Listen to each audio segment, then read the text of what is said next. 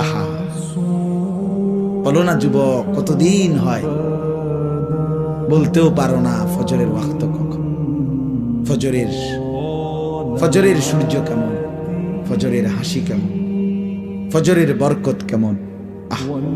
আল্লাহ তাআলা বলেন কুরআন আল ফজর আই সালাত আল ফজর। বাকি ফজরের নামাজকে কোরআন বলা হয়, মানে ফজরের নামাজ এটার নামাজও, আর এটার নামাজটাই কোরআন।